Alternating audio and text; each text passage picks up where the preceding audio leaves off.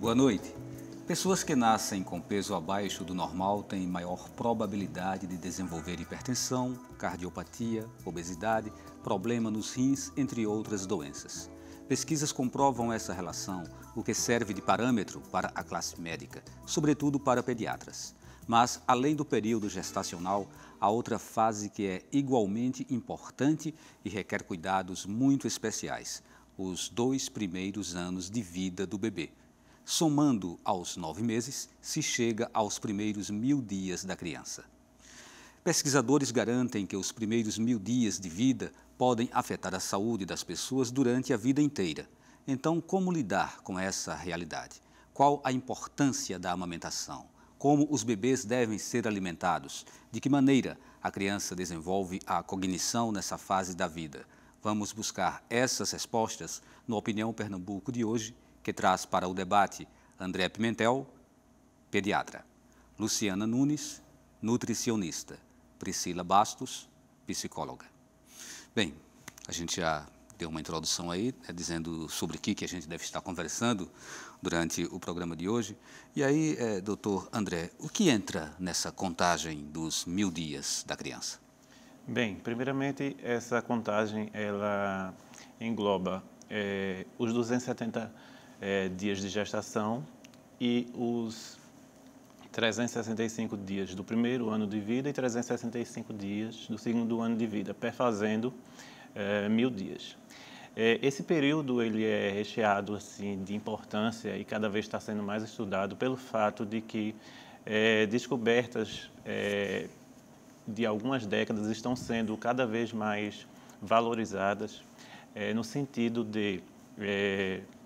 de mostrar que essa é uma fase de alta programação metabólica do indivíduo.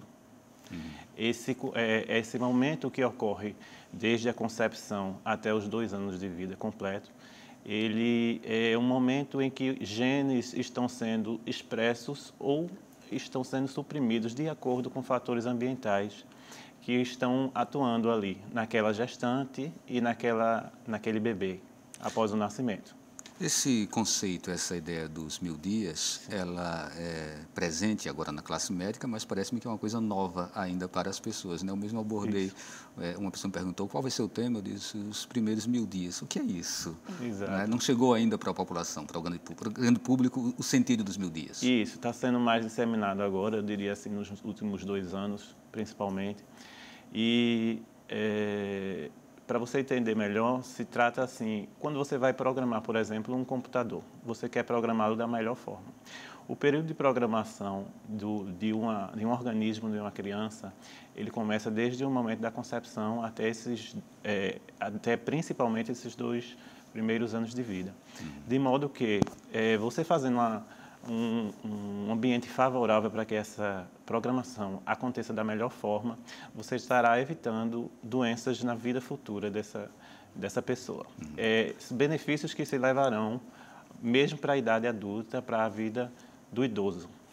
Luciana, seria o período mais importante para o investimento no desenvolvimento físico e mental da criança? Com certeza, principalmente na parte nutricional. A gente já sabe que hoje é um dos fatores externos que mais vai estar influenciando nessa criança, nesse imprint metabólico, que é até um termo que a gente usa muito, que é essa preparação metabólica.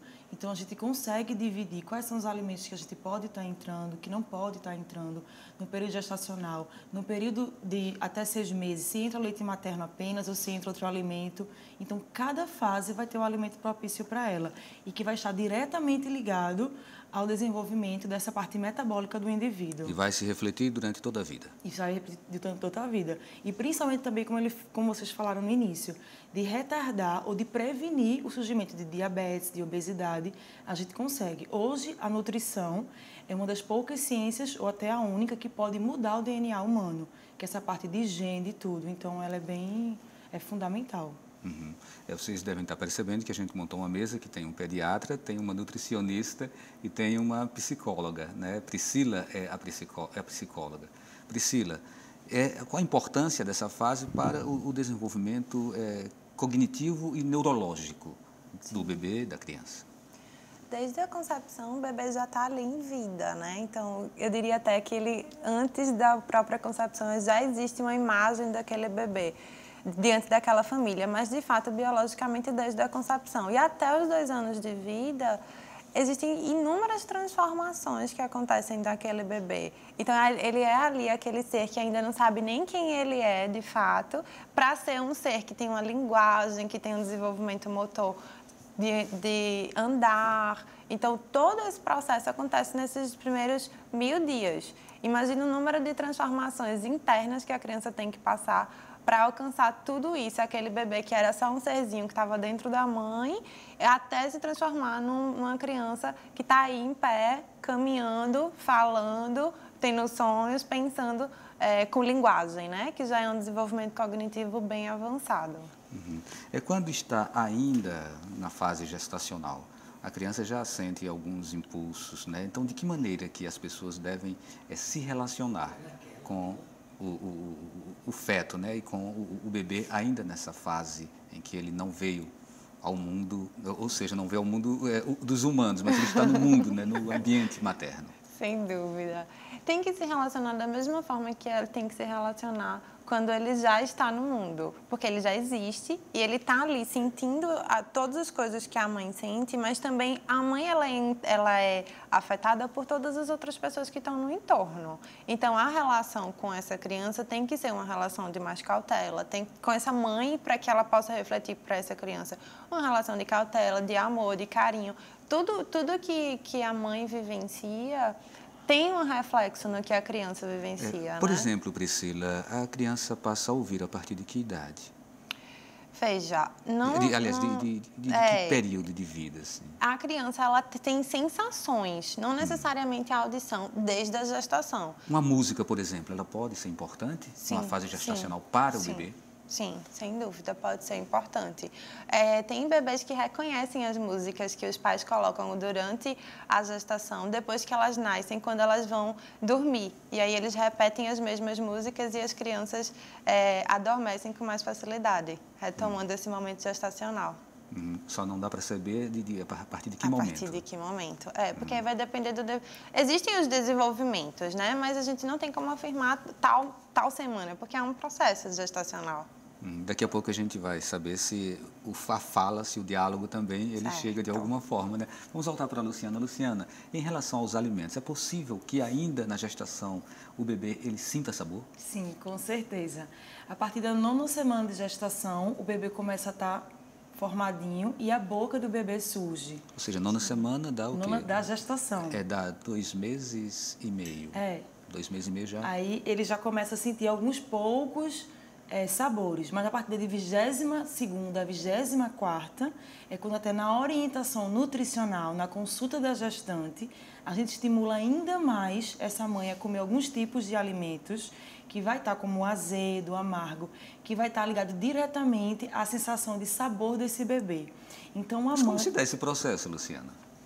De o bebê sentir esse sabor, ele já tem sabor. Boquinha, e o líquido amniótico, que é aquele líquido que o bebê está imergido nele, quando a mãe se alimenta, ele vai receber alguma parte dessa nutrição também da mãe. Pode ficar mais doce, mais salgado, mais Inclusive, tem até pesquisas que dizem, até no leite materno, quando essa mãe for produzir, a secreção do leite materno, ela também vai mudar conforme a alimentação da mãe.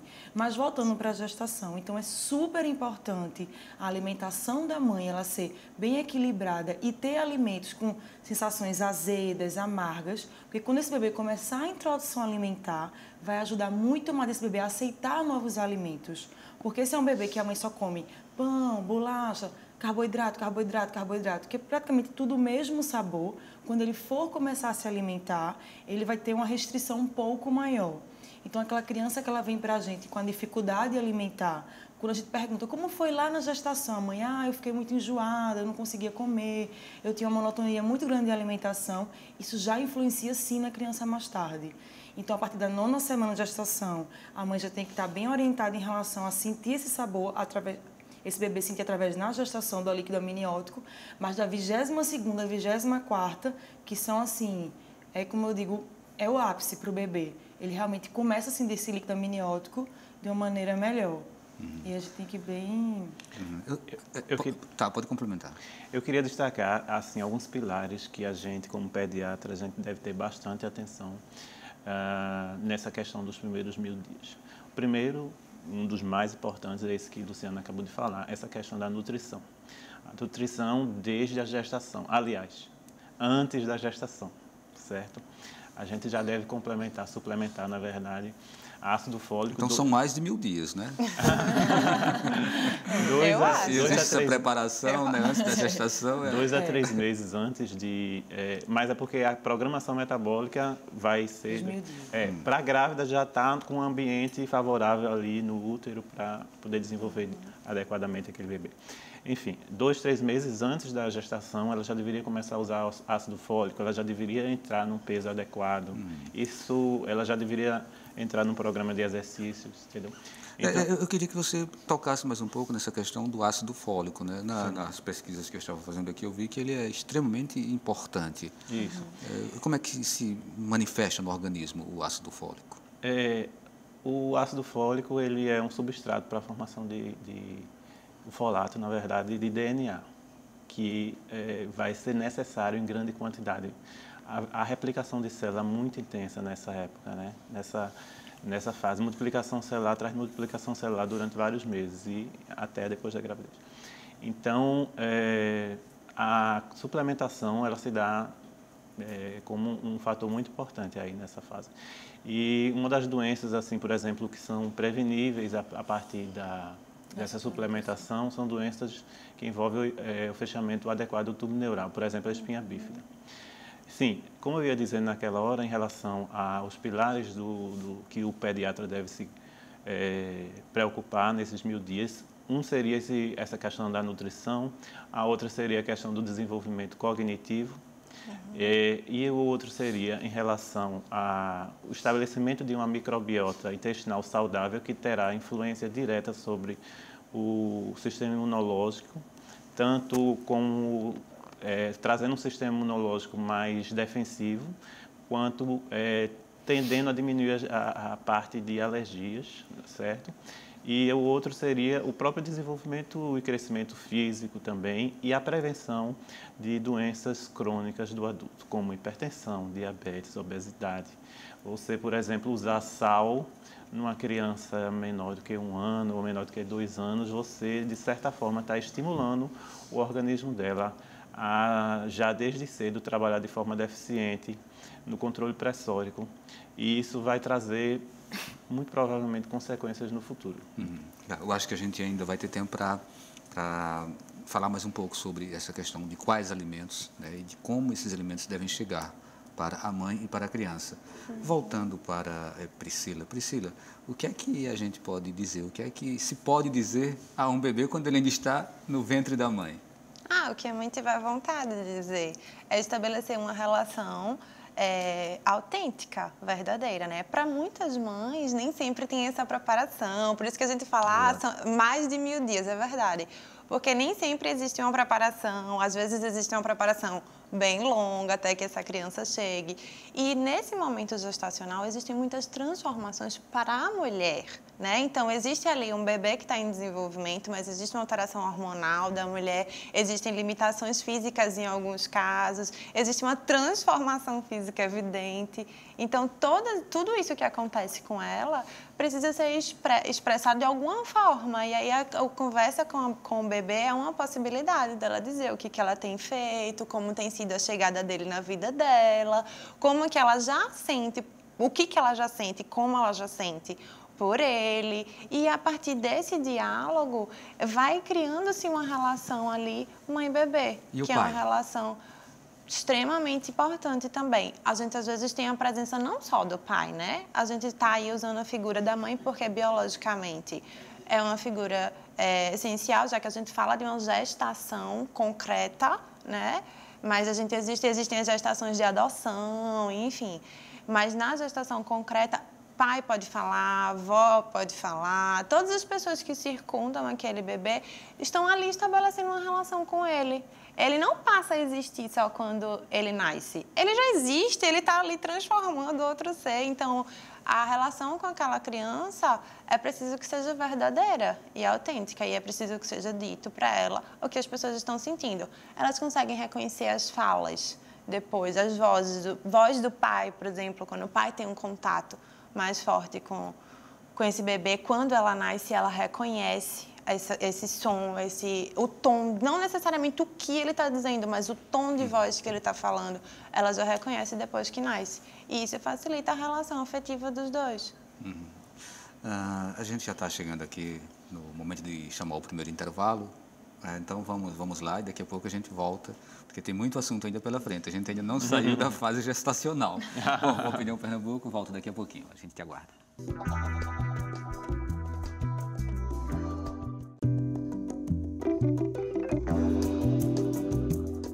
O Opinião Pernambuco está de volta e discute hoje os primeiros 1000 dias da criança.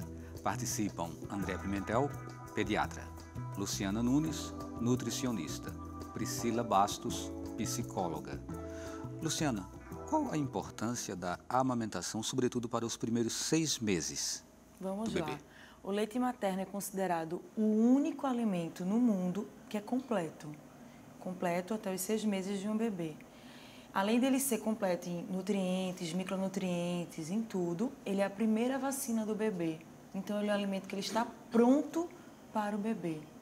Então, é de fundamental importância, tanto na nutrição quanto na parte imunológica desse bebê, e além de aumentar muito o vínculo mãe e bebê, que aí vai muito além de só de nutrir. Então, a gente nutre esse bebê de sentimento e também de alimento. Então, ele tem tudo, ele está pronto para a criança, ele não precisa ser conservado, ele não precisa de nenhum requerimento financeiro por parte dessa mãe, ele só precisa muito de informação e que os pais e que os familiares apoiem essa mãe, porque amamentar é um ato de amor, mas muito mais de superação. Então, a mãe que amamenta, ela precisa ser muito apoiada para esse ato.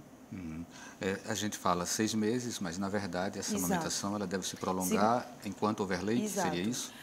Hoje em dia é recomendado que a criança amamente de 0 a 6 de forma exclusiva, sem uso de suco, de chás ou de água. E a partir dos 6 meses ela vai ter alimentação complementar, mas com a livre demanda. A gente não orienta essa mãe parar de amamentar ou diminuir a mamada porque a criança vai comer. Não, continua livre demanda por 2 anos ou mais. Quem vai definir esse tempo de parar realmente é a mãe e o bebê. Nós, como profissionais, a gente não está aqui para orientar quando se deve parar. Mas a mãe, em consenso com o seu filho, ele sabe o momento de parar. Mas é recomendado por 2 anos ou mais. André, é diferente quando recebe no consultório uma criança que é amamentada de uma criança que não está sendo amamentada, que não está tendo acesso ao leite materno?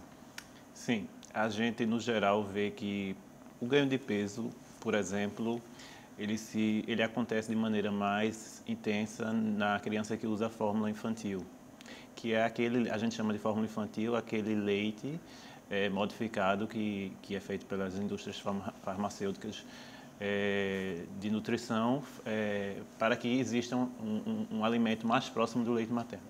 Então, aquele alimento, por exemplo, a criança que é amamentada ao seio, ela tem um ganho de peso mais regular, menos intenso do que aquela criança que é amamentada com fórmula.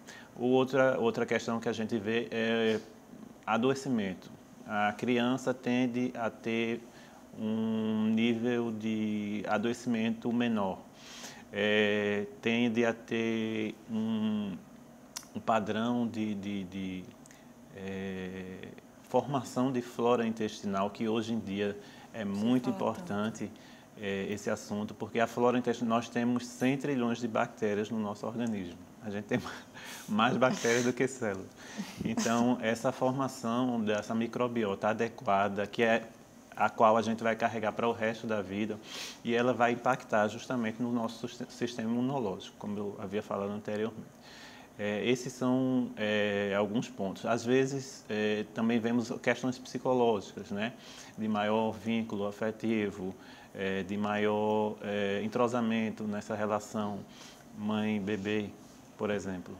Algo que Priscila pode falar para a gente, né, Priscila? Sim, sem dúvida. Ali no momento da amamentação é quando a mãe olha para o bebê, e aí essa posição aqui, né? O bebê, ele tem a tendência, nós enquanto seres humanos temos a tendência de focalizar no rosto. Então, se a gente encontra aqui uma paisagem e tiver um rosto, a primeira coisa que a gente vai ver é esse rosto. E o bebê, ele faz isso desde muito pequenininho.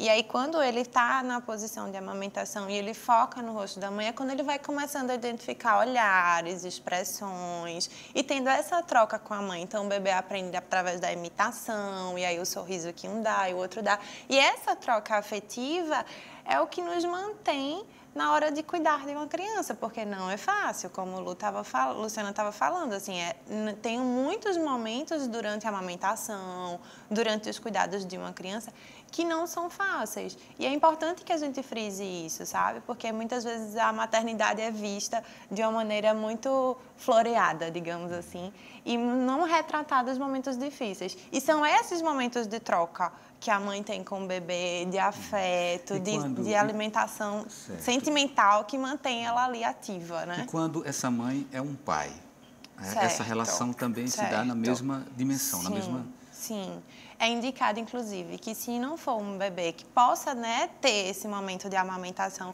que seja realizada a alimentação dele nessa mesma posição, né, para que ele tenha esse tipo de contato, tanto com o corpo como com o olhar, com o outro.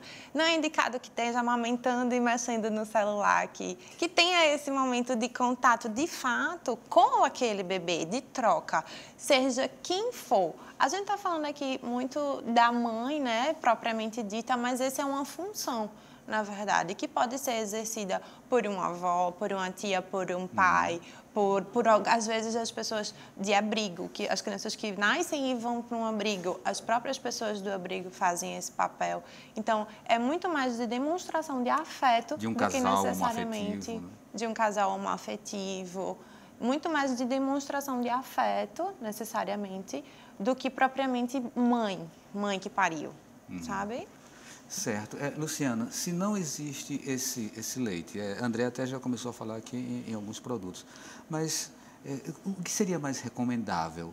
O leite da vaca, por exemplo, né? Tem muita polêmica em torno do leite da vaca. E ainda assim a gente tem aqui duas formas, aliás, são três formas como ele se apresenta. Tem aquela forma in natura, né, que é o leite que vem direto da vaca, tem esse leite longa-vida e tem o leite em pó, além desses outros mais processados para aproximar desse leite materno. Enfim, como é que as pessoas devem se orientar nessa questão? Essa é uma questão bem, assim, polêmica. Em relação às pessoas que têm a condição financeira de comprar a fórmula infantil, que é o leite que é modificado, o leite da vaca que é modificado para a criança, para o bebê, em determinada sua idade, é o mais indicado. Por quê? Leite de vaca, sem ser a fórmula infantil, ele não é indicado, porque ele traz alguns malefícios para esse bebê. Primeiro deles, anemia ferropriva, problema renal, pela sobrecarga de proteína que esse leite de vaca tem. Então, ele, enfim, traz mais problemas em relação à obesidade futura. Ele não nutre a criança, então a gente realmente não recomenda. O Ministério da Saúde, ele tem, para as pessoas carentes que não conseguem comprar realmente a fórmula infantil, porque o valor dela é diferenciado, eles orientam uma diluição desse leite de acordo com a faixa etária do bebê. E aí vai ter uma diluição que a gente deve fazer, não fazer como a gente achar que deve ser feito em casa, mas seguir a recomendação do Ministério da Saúde de acordo com cada faixa etária. Mas o leite de fórmula infantil, ele é encontrado para diferentes tipos de nutrição desse bebê, diferentes idades, primeiro semestre de partida, se o bebê é alérgico, se ele não é alérgico. Então, o mercado ele já tem N leites que a gente pode estar adequando a determinada criança. Mas o leite de vaca, sem ser modificado para a fórmula infantil, ele não é indicado. Mas quando a gente não consegue, realmente, aquela família ela não consegue comprar a fórmula infantil, nós devemos usar a diluição correta, de acordo com a faixa etária do bebê. E o leite, ele é tão do mal e do bem assim, doutor? Em relação a... Ele é muito mais do bem do que do mal, né? Ele é um alimento essencial, tanto é que a gente, teoricamente, deveria usar só esse leite durante os 6 primeiros meses de vida, né? E pelo resto da vida a gente deve ter algum consumo também de leite, exceto quem é portador de algumas patologias, né, comprovadamente intolerante à lactose, alérgico à proteína de leite de vaca, precisa de leite especial e tal. É uma fonte de cálcio extremamente rica. Fala-se muito do leite de cabra, como sendo um leite que seria mais saudável do que o leite da vaca. Procede mesmo essa informação? Assim, se eu for colocar um testemunho pessoal, quando meu filho nasceu, ele era extremamente alérgico.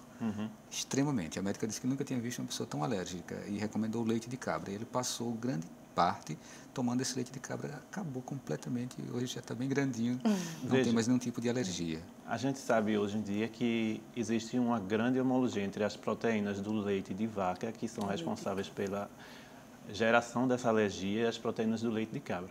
De modo que, de maneira nenhuma, hoje em dia, ele é recomendado para ser usado em caso de alergia à proteína de leite de vaca, por exemplo, porque não vai funcionar. Antigamente ele foi muito usado, mas hoje os estudos mostram que as proteínas desses dois leites, tanto de cabra quanto de vaca, elas são bem semelhantes. Então, em virtude de evitar qualquer sintoma, enfim, dessa alergia, a gente não mais recomenda, mas já foi recomendado. A gente está falando aqui da criança que nasce sem nenhum tipo de acometimento por uma alergia. Tem a questão da alergia e tem também a criança que nasce especial, né? A criança que nasce com deficiência, né? Ela é uma pessoa com deficiência. E aí tem que se fazer uma verificação, né? Penso que tem que se fazer uma verificação e esses procedimentos poderão mudar. Mas na questão da relação emocional, da relação emotiva, e não muda nada, né? Não muda nada. É uma criança, né? Acima de tudo, de qualquer coisa, é uma criança. É lógico que a depender dessa criança, se é uma criança que nasceu prematura, se é uma criança que de fato nasceu com algum tipo de deficiência, portadora de algum tipo de deficiência, ela vai ter algumas atenções que são voltadas para a sua condição. Não é que deixa de ser uma criança, ela passa a ter uma condição que exige alguns cuidados diferenciados. Mas em relação à relação afetiva que os pais vão ter, que os responsáveis vão ter com ela, é indicado que tenha esse igual. É lógico que muitas vezes a gente estava conversando um pouquinho, né? Esses 1000 dias talvez tenha aí sua pré-história, que seja a imagem que a família faz quando vai chegar essa criança, seja ela através de uma gestação, seja ela através de uma adoção, né? Então tem a imagem que a família faz dessa criança e tem aí tem a criança que de fato chega, né? Então tem a criança imaginária e tem a criança real, que em geral existe diferença de uma para outra. Então até que essa família vai aceitando quem é essa criança que veio, seja ela repito, adotada ou parida, né? Tanto faz, assim, existe sim essa pré-história e que, em geral, difere que muitas vezes a família tem essa dificuldade de aceitar essas diferenças. Não necessariamente uma criança que teve algum tipo de condição diferente, mas qualquer criança, certo? Então, se eu sonhei que meu filho ia ser um filho quietinho e aí vem um filho super agitado, se eu sonhei que ia vir uma menina e aí veio um menino, e ele demonstra essa agitação a partir de quanto tempo? De que idade? Desde que ele nasce, ele demonstra isso. Talvez dentro da barriga ele já demonstre aí os movimentos dele. Cada criança, ela tem as suas características próprias, né? E aí, a depender de como que ela vai interagindo com esse meio, ela vai desenvolvendo as suas características pelo que ela é aceita, pelo lugar que ela está sendo colocada naquela família. Então, tudo isso vai favorecer se ela vai continuar sendo muito agitada ou se ela vai aí tentar equilibrar de alguma outra forma. Mas, em geral, são crianças que diferem da criança imaginária e a família aí tem uma longa jornada até que as duas crianças se encontrem, né? Luciana, dentro desses 1000 dias está o início da fase de mastigação. Sim. E aí, algumas pessoas, inclusive, elas acham que devem triturar tudo, né? Tudo tem que entrar, sabe, um problema, né? Bem mastigadozinho. Como é essa história? Vamos lá. Então, assim, a partir dos 6 meses, o Ministério da Saúde indica que a gente comece a oferecer os alimentos, né, de uma forma correta, uma alimentação à base de frutas, de verduras, de carne, enfim. E como é que vai ser a forma de apresentação desse alimento? De forma amassada.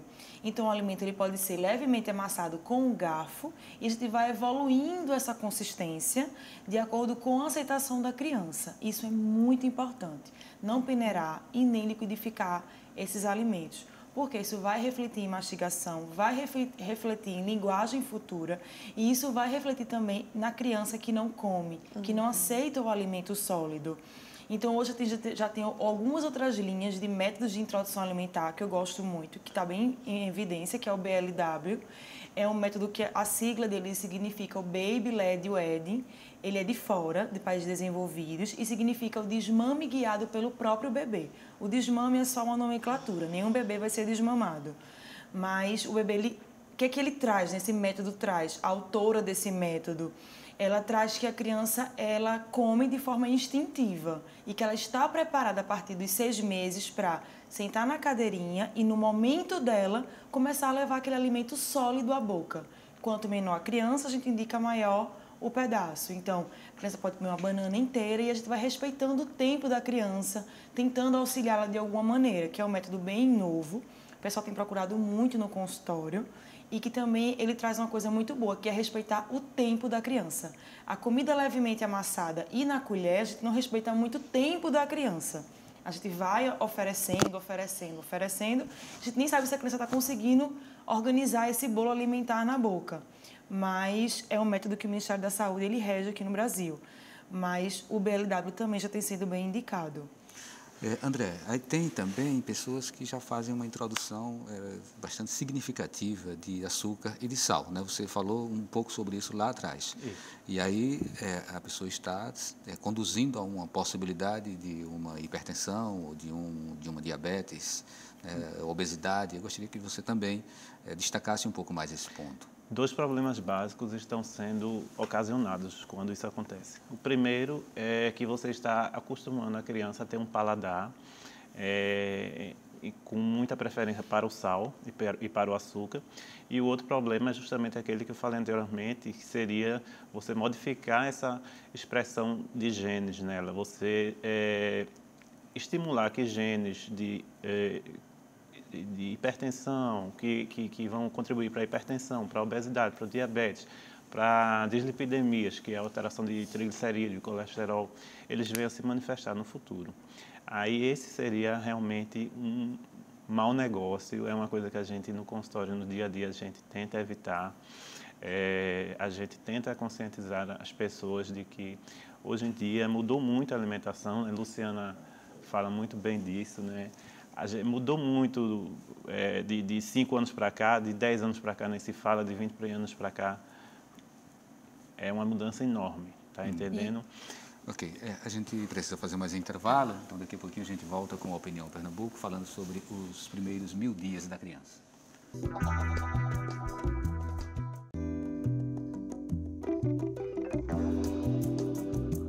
A Opinião Pernambuco está de volta com o tema Os primeiros 1000 dias da criança. Participam André Pimentel, pediatra, Luciana Nunes, nutricionista, Priscila Bastos, psicóloga. E no intervalo a Priscila disse que ficou instigada para falar também sobre mastigação. Por que você quer falar sobre mastigação, mesmo você estando aqui como psicóloga?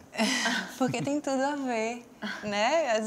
A mastigação é uma das formas concretas que o nosso corpo demonstra de como que a gente troca com o meio. O tempo inteiro a gente está fazendo isso com as nossas relações, só que isso é muito subjetivo e invisível, não dá para ver. Mas com a mastigação é concreto e não deixa de ser um exemplo de como que a gente age em muitos dos nossos ambientes. Então, a criança, quando ela começa a mastigar, é a primeira vez que ela está podendo triturar alguma coisa, ou seja, ela está dando a forma dela daquilo que entra e daquilo que não entra, né? Então, a gente vê muito as crianças quando elas estão começando a dizer não, quando elas querem se impor, quando elas estão aprendendo que elas podem e elas têm alguma autonomia e elas dizem não, muitas vezes fechando a boquinha, dizendo isso aqui não vai entrar. E é a mesma coisa dela dizer que ela não está gostando de alguma coisa. Então, é o início aí na vida dela de como que ela diz sim, como que ela diz não. Pode forçar? Não. Fazer compensação? Não. Você come, que eu Não, isso. não. Funciona. Isso pode ser que funcione uma vez, pode ser que funcione. Mas não é a maneira que a gente está se relacionando. Então, todas as outras coisas a gente vai ter que compensar também. Né? E como é que vai ser depois? Ela só vai comer se alguém compensar também? Ela só vai ajudar uma outra pessoa se ela tiver uma recompensa também? Sabe? É isso que a gente fala, assim, a alimentação é muito uma forma do estilo de vida que a gente está levando, né? Então, como a gente come, a maneira, se a gente come rápido, se a gente come devagar, que tipo de variedade a gente está comendo, que tipo de tempo a gente está gastando e investindo no nosso momento de refeição, com quem a gente está fazendo essa refeição. O comportamento do adulto vai ter uma influência muito grande na vida dessa criança nessa sua primeira fase, dentro desses muito grande. É um reflexo. 2 anos. É um reflexo. Eu diria que não só até os 2 anos, né? Porque a criança ela não tem a autonomia de ir lá para os 4, dizer o que ela quer, o que ela não quer comer, se for uma coisa que seja muito distante da casa. Então, até um pouco mais velha, a criança depende muito de como essa relação com a alimentação que a família está tendo.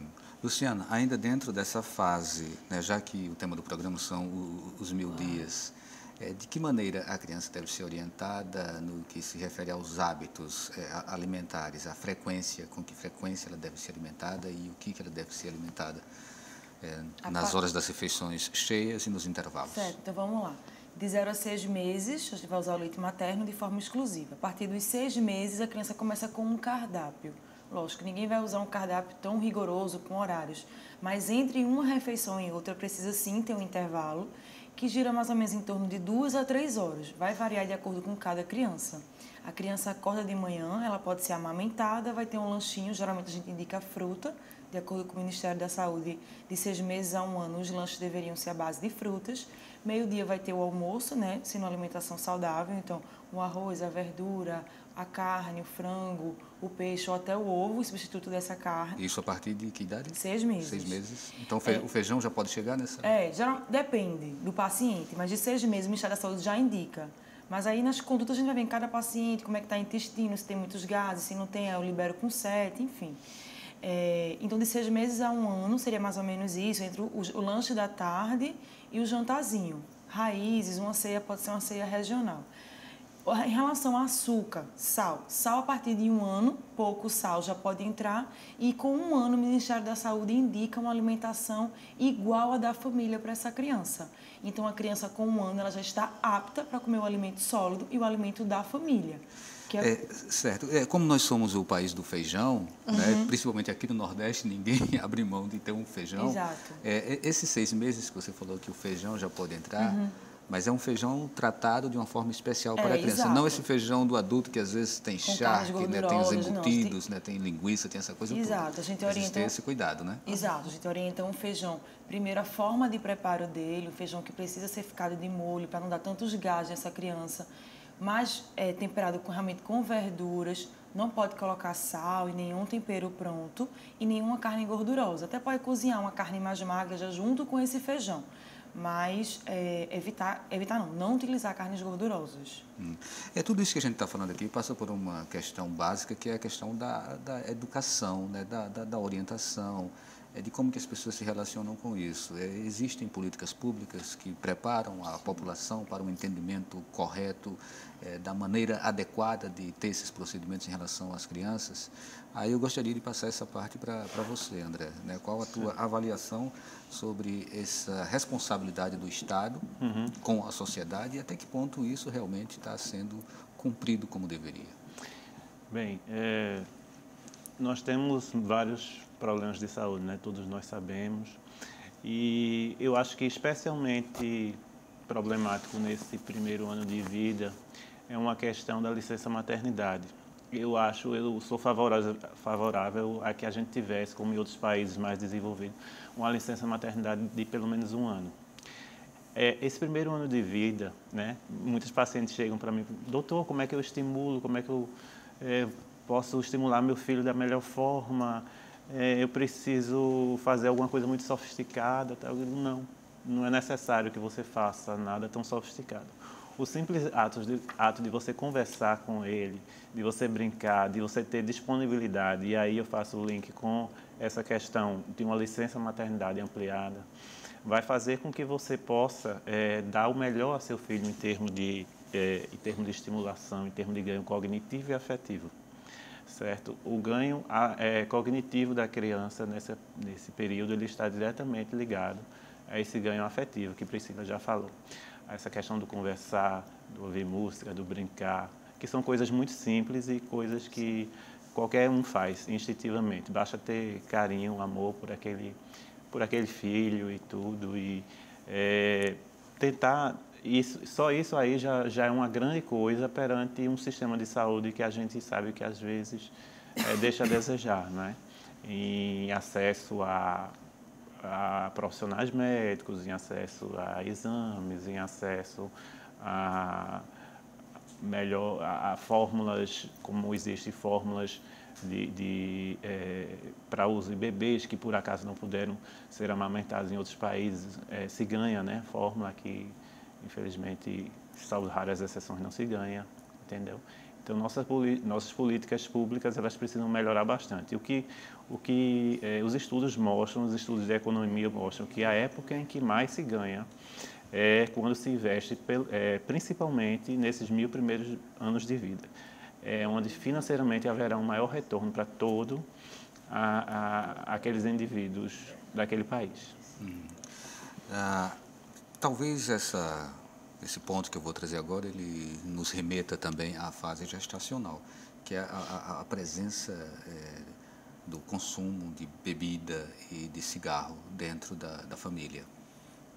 O cigarro, né, ficou comprovado que mesmo aquele que está próximo, ele é um fumante passivo, né? Ele é um fumante passivo, então ele acaba sofrendo as consequências desse hábito que é praticado por alguém que está próximo. Então, voltando para você, Luciana, até que ponto isso pode ser prejudicial, né? O consumir a bebida e o fumar no ambiente familiar, próximo de uma criança que ainda está nessa fase de 2 anos de idade. Primeiro, eu queria ressaltar que não acredita-se, algumas pessoas acreditam que se pode sim tomar bebida alcoólica, uma pequena quantidade durante a gestação ou até na amamentação. Não é indicado nenhuma quantidade de bebida alcoólica. E esse fumo, principalmente o fumo, né, ele pode levar a má formação desse feto. Então, ele pode nascer ou realmente não nascer, né, enfim, vir a óbito, ou quando nascer, ele nasce realmente com má formações. E até baixo peso, está muito associado nessa questão do baixo peso. Em relação ao baixo peso também. Isso. Em relação à bebida alcoólica, já tiveram até alguns casos de tipo, enfim, que dizem que as mães precisam usar muito uma cerveja preta para aumentar a lactação. E quando a gente leva essa criança, a criança fica desacordada. E já tiveram alguns casos em emergência que a criança chegou alcoolizada, né? De tanto que a mãe tomou essa cerveja, e o álcool termina saindo na secreção do leite materno. Então, a gente não pode também estar utilizando nem na amamentação e muito menos na gestação. E depois que nasce, a presença do cigarro dentro da casa? Também vai trazer malefícios para essa criança. Ela passa a ser um fumante também passivo. Priscila, aí tem essa questão da bebida, né? E tem pais que exageram na bebida, né? Toda essa vida meio desregrada, ela pode também acabar tendo uma influência na vida desse bebê? Bebê não, agora já é uma criança, né?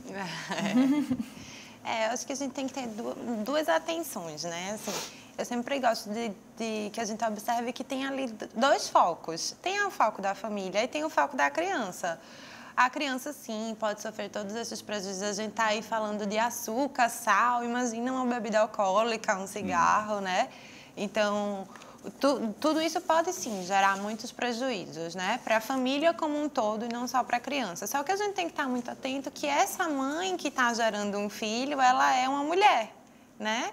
E aí ela tem aí a sua vida prévia e as suas abdicações durante a gestação. E dentre elas pode ser que ela tenha que fazer a abdicação do uso do álcool e...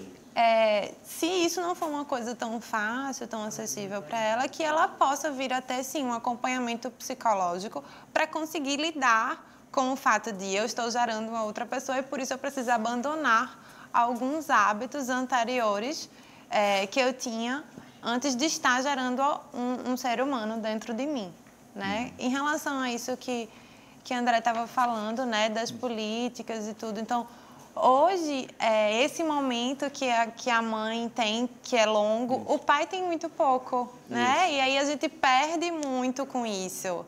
E talvez esse vínculo, né, todo da família, da integração da família, seja ela homoafetiva ou não, enfim, da família, a gente está falando de seres humanos. Então, o pai perde muito. E aí, como ele falou, a criança, os pais às vezes têm uma agonia que a criança aprenda a ler. E aí vamos mostrar as letras, né? E não, ela precisa aprender tanta coisa ainda, ela nunca tocou no chão, ela nunca sentiu uma textura diferente, ela nunca brincou de outro jeito. É tudo isso que precisa ser experienciado por ela para que ela possa aí um dia aprender a ler fazendo algum sentido. Nós só temos 2 minutos agora, então a resposta tem que ser bem rapidinha. Tá. E temos aqui 3 perguntas. Uma delas é de Erenita Vieira. Quais sucos podem ser oferecidos ao bebê a partir dos 7 meses? Quais sucos? Sim. Nenhum. Apenas frutas. A gente não usa mais o suco, apenas frutas. E qualquer fruta pode ser oferecida ao bebê. Eu só não indico o morango, por conta do agrotóxico. Tá, aí tem outra que é normal a mãe, durante a gestação, sentir rejeição pelo bebê por estar em condições psicológicas abaladas? Sim. Como isso pode afetar o feto? O uso de medicação antidepressiva pela mãe pode afetar a saúde do bebê? Sim, sim.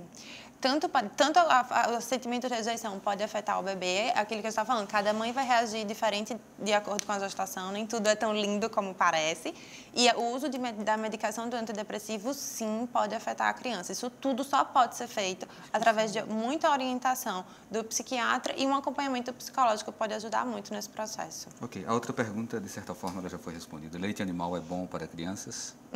Já foi colocado aqui que não, né? Então, doutor André, para a gente encerrar o programa, quais suas considerações finais? Tem 30 segundos. Minhas considerações são a respeito dessa questão da disponibilidade materna, principalmente nesse primeiro ano de vida, em estar ali ao lado da sua cria, digamos, evitando que ele vá para a creche e se exponha a vírus, evitando que faça uma introdução alimentar inadequada e leite materno. Ok, então muito obrigado a vocês, obrigado ao André também, a todos que nos acompanharam. O Opinião Pernambuco de hoje fica por aqui. A todos uma boa noite e até o próximo programa.